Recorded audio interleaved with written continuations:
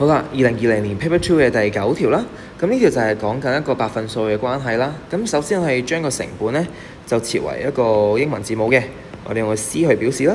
而個售價咧我哋就係用 S 去表示嘅。咁可以記住個較期啦，即係其實前邊呢個先係你嘅主角啊嘛，你係由後邊嗰啲計出嚟嘅，所以我哋用等於去表示佢哋啦。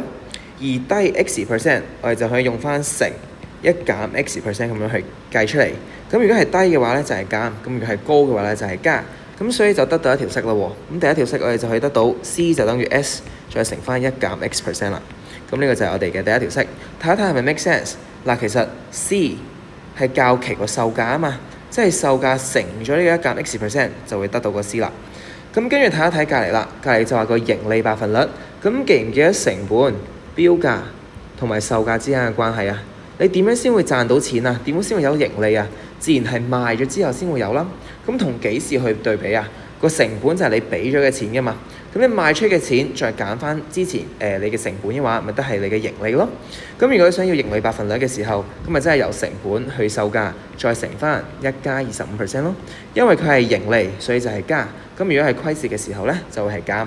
咁我哋嘅成本叫做 C 啊嘛，而我哋嘅售價就叫做 S。咁所以我哋嘅 C 再乘翻1加25%就係等於個 S 啦。咁其實1加25%即係叫做1.25個 C 等於 S 就係你嘅第二條式啦。咁而家個 S 係咪同呢個 S 係一個意思啊？都係個售價嚟噶嘛。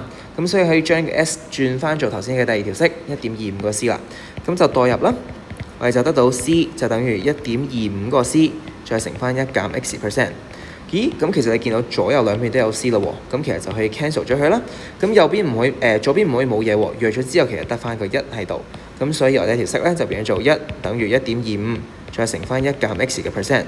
咁而家想揾個 X 係幾多啊嘛？即係可以將呢個1.25對應翻去左手邊變咗除啦。咁所以1除翻1.25咧就會等於1減 X% 啦。咁而家我哋再將呢個負 X 嘅 percent 移去左手邊，將呢個1除1.25就移翻去右手邊變做減啦。咁所以你嘅 X% 就會等於1減翻1除1.25。咁撳一撳機啦，其實就會得到1減翻1.25嘅負1次方，就會得到0.2啦。咁既然我哋嘅 X% 等於0.2，揾翻個 X 嘅話咧，咪即係20咯。OK，咁所以答案就係 A 啦。